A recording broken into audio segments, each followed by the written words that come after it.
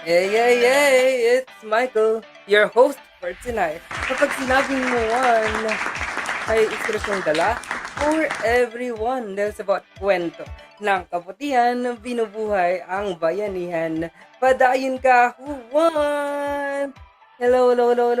Isang gabi na naman ang ating susubayan dahil sino naman inspiring last story ang ating mapapakinggan mula sa isa na namang organization na binubuo ng mga volunteers. Excited ba kayo malaman? Because this time, manggagaling itong volunteer na to sa isang club na kabilang, their club is in a school. And this club is officially a part of, inside the University of Caloocan, no? So, ang ating guest ay female and dati siyang president and ngayon na siyang secretary. Bahagi siya ng Rotaract Club. Again, this club is from University of Caloocan. So now, please welcome our guest for tonight, Miss Christine. Hello po. Good evening po. Hello, good evening. Good evening po, ma'am. Kamusta po Good muna evening tayo? Okay. Kamusta po muna tayo? Kamusta po? How are you feeling po na nag-guest po kayo dito sa Padayon Kahuan? I think I'm good naman, pero at the same time, medyo kinakabahan na.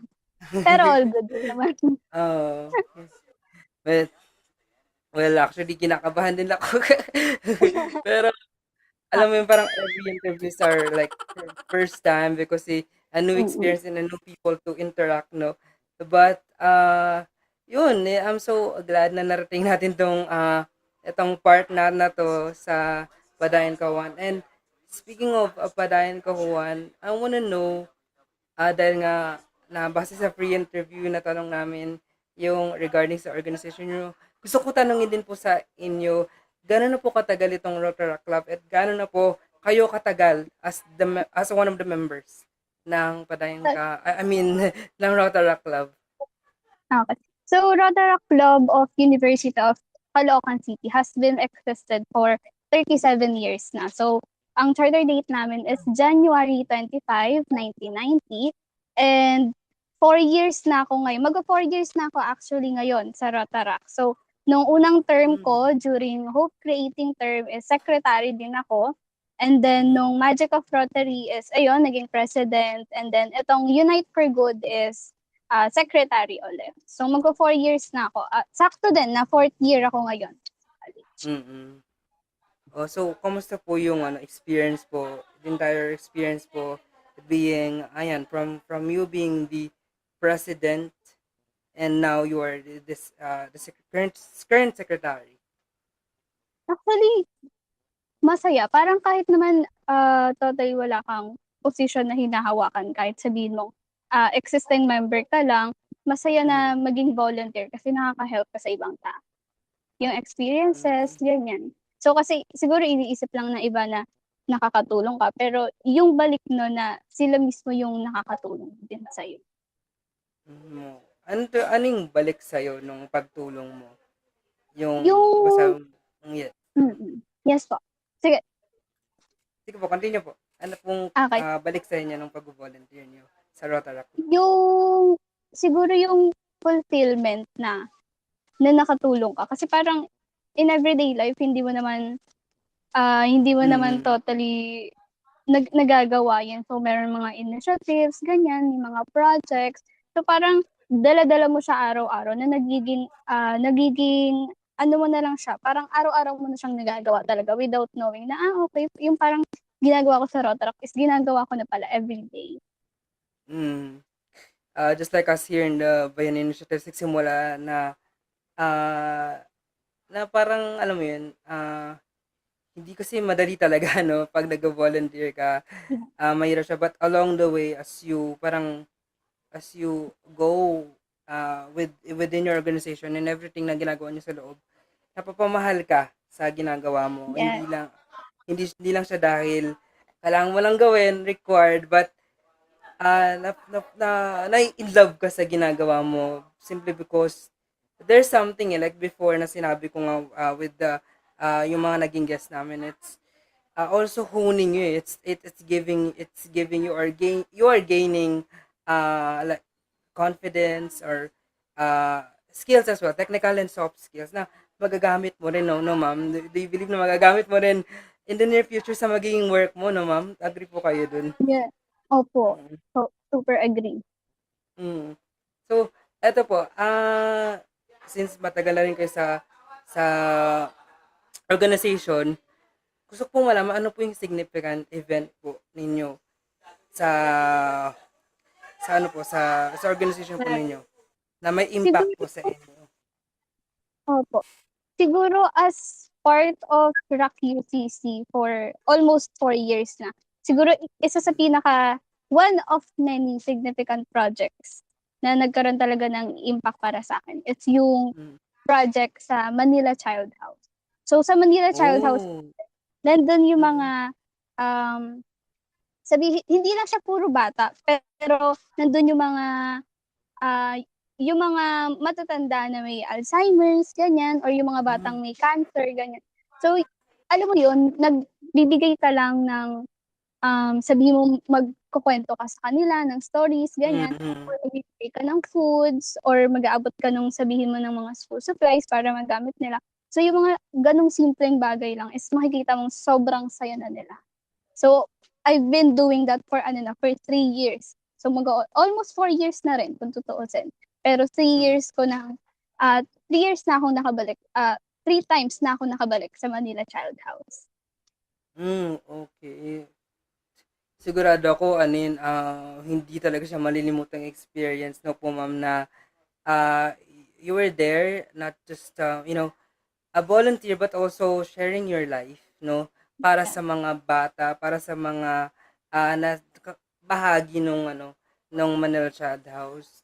And speaking of Manila Child House, last year nagkaroon kami ng tawag ng outreach program na ginawa namin sa Cebu, The Everlasting Hope. Same din, may mga batang may cancer din, yung naging naging, naging, yung charity namin, na tinulungan namin last year. So, medyo, alam mo yun, nakakataba ng puso na meron akong nakilala, which is kayo po, so speaking of that, would you be willing, ma'am, to, do a collaboration with us in the near future, no po, baka iba yung initiatives will, consider doing a charity event po dyan sa Manila Child House, again, ganun po. So, nakikita niyo po ba yun? And given na visually impaired kami. I was actually surprised kasi na na parang ganito yung setup. So, parang hindi ko ina-expect na, wow, so parang sobrang galing pala na at least paano ba? Mm. Naka-experience ako usap ng ganito. Ganun, sobrang unexpected. Pero open So, kami sa mga ganyan, sa mga collaborations, ganyan. Is this your first time po na mag-interact po sa mga visually impaired po, kahit po sa online? Yes! Kaya sobrang Okay. natutuwa ako. Thank you po for Yes. that. Alam niyo po yun, napakahalaga po na marinig po namin yan kasi siguro po agree naman kayo no na sometimes a little word or yung maliit na salita, it would give us to boost your morale, to boost your ay parang yung gusto mo talagang gawin yung ginagawa mo. Yung simple praise lang, no, sa mga taong mga kausap mo na good job. Do you often receive that, ma'am?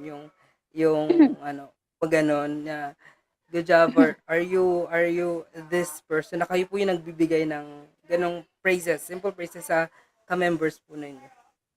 Siguro parehan.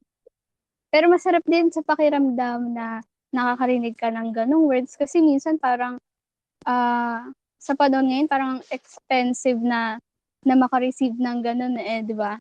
So, parang kapag Opo. makaka-receive ka ng gano'n, ite-treasure mo yung mga gano'ng words lalo na doon sa mga taong kakamit mo pa lang or hindi mo totally kakilala tapos maririnig mo yung gano'n. So, masarap siya sa pakiramdam, yung gano'n. Totoo po. Kaya po dito po sa Bayanihan Initiatives, we practice yung pagsabi talaga ng simple word na yun eh. Kasi kahit maliit, kahit simpleng good job lang, no, parang ang laking ano niya, ang laking impact niya na Yes. hindi kami compensated dito sa organization namin so far sa ngayon. However, yung simpleng good job, ang ako personally laking bagay na sa akin no, na every time, I mean from time to time sasabihan ka ng mga colleagues mo na good job, ang ganda ng ginawa mo, ang galing ng ginawa mo, no. So, yun po. Kaya ako pinapractice ko talaga na everyone here is masasabi ko talaga sa kanila na a good job for today. Kasi napakahalaga talaga niya. And even if hindi ka masabihan na good job ng mga colleagues mo, ikaw na lang magsabi sa sarili mo na good job for today. Do you agree with that, ma'am? Yes. Super. Good job for today, 'di ba? Totoo. Parang yung alam mo po yung butterfly na ano, yung dito sa ano, sa shoulder, yung tatap mong ganyan, 'di ba? Pero po, good Oo, yung job. gano'n. Good job, 'di ba po? Tap So, yourself. ayan, tap yourself po. So, ayan po, ma'am. Ano po yung ano po, yun po ba yung favorite event niyo po, yung sa Child House? O meron ka pang isa pang share na talagang hindi mo malilimutang event na ginawa po niyo sa organization po ninyo? Siguro Maliban. yung Mm. yes. Siguro Sige po. maliban po dun, yung parang isang beses ko pa lang talagang nagawa sa ilang years ko with Rotaract. Siguro yung, nag-help kami nag-help Sige po, kami dun continue sa po. mga yung mga anong tawag nito, yung dun sa may yung mga taong nabaha, ayun. So, pumunta kami ng Hmm. evacuation area, namigay kami ng mga pagkain. So, parang Wow. simula morning hanggang evening nandun kami sa evacuation area para tumulong, para magbigay ng tulong, ganyan. So, parang sobrang bago sa'kin yun. Mm, mm. Hmm, Sobrang bago. So, yes. kamusta po yung experience po nun, ma'am? Kasi siyempre, mga tao po na nasalanta po yung tutulungan natin. Ano po yung naramdaman niyo nun? Ano po yung kamusta po? Iba po yun, eh, 'no? Iba po experience makikita mo yung Emotion mga sa tao. opo, kasi Opo. kung ikaw lang sa sarili mo, masaya ka kasi nakatulong ka, eh. So, parang Mm. isipin mo usually kapag may ganyan, kapag may bagyo, nasa bahay ka lang, nakahiga kasi nga Mm, bumabagsak mm. yung ulan, ganyan, hindi ka makalabas. Pero at that time na nasa labas ka na tumutulong, kung para sa sarili mo, magiging masaya ka kasi nakakatulong ka, nakakapagbigay tulong ka. Pero at the same time, masa-sad ka sa kanila kasi nararanasan nila yung mga gano'n na dapat hindi naman talaga. Siguro po, being there is kind of like traumatic sa'yo 'no, ma'am, kasi, siguro may mga talagang nakakaawa pagmasdan, siguro may Hmm, mga naririnig tayo na na talagang nawalan sila ng bahay. That must have been yes. hard po 'no, na being there. Hmm. Pero Pero looking totoo forward din ako na naman opo, ano po 'yun? parang totoo din naman kasi na talagang makikita mo na tayo-tayo lang din naman talaga yung magtutulungan in those times. So, Yes. The mm, the true spirit of bayanihan, ika nga. The true spirit yes. of bayanihan, ika nga. So, ano po yung ano po ninyo, ma'am, dito po sa mga events na nagawa ninyo sa Rotaract Club, and ikaw as the president before and now you're the secretary. Ano pa yung masasabi mo talaga na, okay, this is the reason why padayon ako. Padayon means continue ako. Ano yung dahilan? Kung, ito. Maybe, kahit umalis na ako sa Rotaract Club, I will choose to help, to continue this volunteerism. Ano, ma'am? Ano yung kwento mo kung bakit ka pa rin nagpapatuloy? Kasi, ah, since college student pa rin ako and I'm taking Bachelor in Public Administration. And as public ad students, we're actually public servants. So, para talaga kami sa mga tao, ganyan. Mm. So, parang, siguro yun din yung sa isa sa reason kung bakit nagpapatuloy ako. sa ganong larangan kasi nga hindi lang siya dahil sa hindi siya for clout, na kunwari may posting ganyan, kapag may Mm. mga event ganyan, pero yung talagang fulfilling na tumulong even though hindi yung alam mo yung tutulong ka hindi dahil project siya, yung mga Mm. gano'n, yung mga gano'ng bagay talaga. So hindi mo masasabi na tutulong ako kasi ano 'to, kasi project 'to, So parang may camera, yung mga gano'n. Yun yung sometimes na hindi natin makikita sa mga politicians, 'di ba? Pero makikita natin sa mga volunteers na talagang walang kahit na anong kapalit yung pagtulong. Mm. Tama po 'yan ano. Pero just wanna know, ma'am, if is this your first choice po? Yung Rotaract Club po na i-join po sa school po ninyo sa nung in college po kayo, and may I know po kung ano po yung reason bakit po kayo nag-push through joining this club po? Hindi naman sa totally first choice, pero kasi first year pa ako nun. So, parang siyempre kapag first year ka, nandun ka sa thought na, okay, parang ang dami kong gustong salihan na organization. Mm. Hindi lang dahil sa gusto mo ng parang dagdag dun sa credentials, yung mga ganyan. Pero yung gusto mong makakilala ng ibang tao, yun yung parang pinaka-rason kung bakit sumasali ako ng mga organization. So, Opo. yung gano'n parang hindi siya yung pinakaunang organization na sinalihan ko. Actually, pangalawa siya kasi unang-una yung organization ng mismong program namin. So, pangalawa lang yung RAC UCC, and nakita ko lang siya sa, Facebook, na nakita ko yung mga post nila na even animals tumutulong sila, so ganyan. So, parang naengganyo ako na Oh, sumali na why not join, 'di ba? pati Parang gano'n. animal. Yes So, po, ang laki. parang while stalking their page po, hindi lang tao yung tinutulungan nila, even animals, ganyan. Hmm, So, talagang all around kung tutuusin. wow, okay. So, parang ang laki po ng scope po ng tinutulungan niyo po 'no, na Yes po. baka mapu-push ka naman, mai-inspire ka naman talaga, I mean, na sumali kasi, ang dami nilang natutulungan, eh, hindi lang mga tao kundi pati animals, Yes you know, po. na sometimes it's like, sila yung mga ano, sila yung most of the time na papabayaan or nakakalimutan Yes.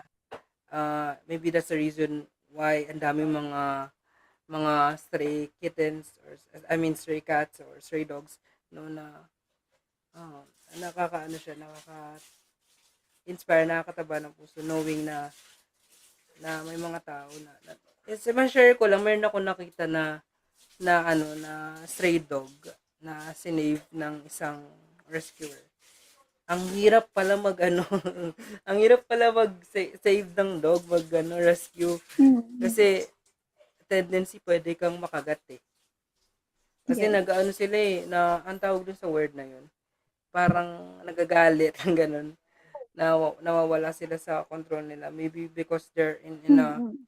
extreme pain, they're in agony, no, na yeah, yun. So, ano po yung ano, ma'am, ano po yung maiiwan yung mensahe sa ating mga viewers ngayon as a volunteer, as a member, as a proud member of Rotaract Club?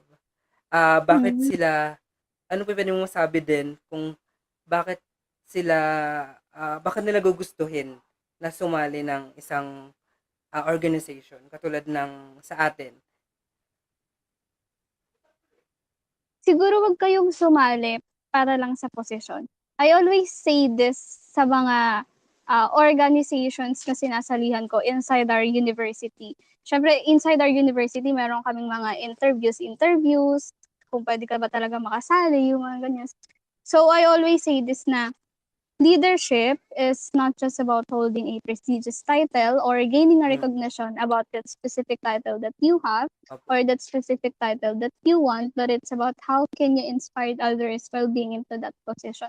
So parang kung gusto niyo maging volunteer, wag niyong antayin sa sarili niyo na maging ready kayo kasi wala walang actually time or hindi mo totally masasabi na, okay, Yes, ready agree. ako, magvo-volunteer na ako, yung gano'n. Oo. So, 'wag din sana tayong pumasok sa isang organizations for clout, 'wag tayong sumali ng organization for position, ganyan. Sumali tayo ng organization kasi gusto natin mag-volunteer. So, yung mga gano'n. We have the heart for Yes. volunteerism, Yes. And I firmly believe na you will never know, no, you will never know at least you jumped in. Ano ko yan principle ko yan Like kung hawak-hawak yung principle na di mo naman talaga malalaman unless you jumped in and you are riding the wind already, na magugulat ka na lang kasi na that wind will take you places, 'di ba? Will take you into places. Malayo na 'yung nararating mo. And dami mo na nagagawa, dami mo nang nagigain. And speaking of gaining skills, or gaining something from being a volunteer, I wanna know, ma'am, ano na po yung nagain nyo being a volunteer, technically and maybe soft skills, yeah, speaking. Ganun po. And ano yung gusto nyong maiwan sa Rotaract Club na mensahe para sa mga kapwa mo volunteers dyan? Yan po. Siguro yung na-gain ko sa Rotaract is nag-grow ako as individual. Na parang yung mga bagay na hindi mo naman totally dati ginagawa mo. Parang ginagawa mo yung mga bagay na yun ng hindi iniisip kung ano ba yung kapalit. Kung ano ba yung makukuha mo kapag ginawa mo yung bagay na yun. So, ginagawa mo yung bagay na yun kasi talagang gusto mo makatulong, ganyan. Kaya nga sinasabi namin lagi sa Rotaract na service above self. So, talagang pagtulong talaga sa iba, ganyan. So, sa mga Rotaract, kagaya ng sinabi ko nga ulit kanina na huwag niyong antayin na maging ready kayo kasi hindi naman totally natin masasabi na magiging ready ka, na, okay, ready na ako, so Pasok magjo-join na na ako. ako. Sali na Parang ako. hindi lang siya gano'n. Yes, parang masasabi mo sa sarili mo na ready ka na while you were sa mismong organization. Yes. And message nyo So, po the sa pro ano po nyo, kasama mo po sa Rotaract Club po. Baka po nanonood po sila. Opo. Hello, guys! Ayun, sumali kayo sa mga next project natin kasi parang next term natin is maguguluhan na naman tayo. Ayan, kailangan kasi natin sa mga projects kasi ng mga gano'n, kailangan natin talaga ng mga volunteers din talaga. Talagang mga willing to help. Opo. So, ito, one last thing bago tayo follow-up question lang din. Miss Christine, bago tayo mapunta sa last question talaga. Yes. Ano yung ma-advise mo for the new organization like us on how to, prepare a project? Kasi pwedeng paulit po. Sorry. Ano po yung ma-advise nyo sa mga bagong organization tulad namin sa in terms of, preparing a project, like yung po katulad po ng project na ginawa nyo po sa Manila Child House. Ano po? Siguro when it comes to projects, wag tayong bubuo ng project na sa tingin natin hindi pa natin totally kaya. Lalo na, let's be honest, may mga project na totally hindi kayang sustentuhan kasi 'di ba consist of volunteers tayo, mga organizations na consist of volunteers. Alam naman natin na usually ang mga volunteers kagaya namin sabihin na nating students or yung iba, yan ganyan, students. So totally walang stable na pinagkukunan ng funds. So kung bubuo tayo ng mga project, let's make sure, let's assess na sustainable siya even though hindi siya totally gagastusan ng malaking pera. Kagaya na lang nung yung program na pagtatanim, ganyan. It's actually a sustainable project. And mas malaking help pa yon pagdating sa environment ng hindi tayo totally gumagastos ng malaki. Okay. Thank you po, ma'am. Yes. Ayan. Thank So, you po. for our last question po, ma'am, I know po, saan ka pa padayon, dugtungan niyo lang po, padayon ako sa blank. Okay. Um, Ako, for me, padayon ako sa pag-serve at pag-lead. Kahit may mga challenges at laging hindi madali yung schedule kahit hindi nagdi yung schedule. Yay! Thank you. Maraming Thank you salamat so po, much po. ma'am. Sana po na-enjoy niyo po yung kwentuhan natin. Yes, And super. sana na-inspire din po namin kayo somehow. And na-inspire po kami, rest assured po, na-inspire po kami sa mga nakwento niyo at nasabi po ninyo. Again, ladies and gentlemen, ang ating guest for tonight, si Miss Christine po from Rotaract Club. Thank you so much po, ma'am. Ayan. So, mga kapadayon, ang natutunan ko para sa gawin ito is to, like, kailangan mo lang mag-jump in. Kailangan mo lang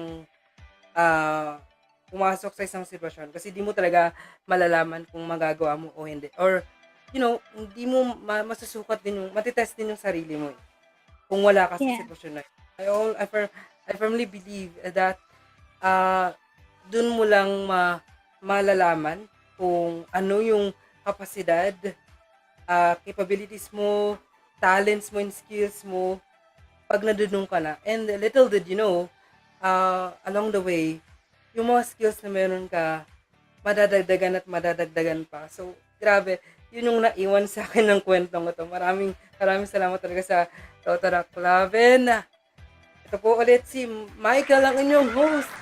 Mula sa Padayon Kawan. Kita ulit tayo next week. 8 p.m. pa din. So, paalam!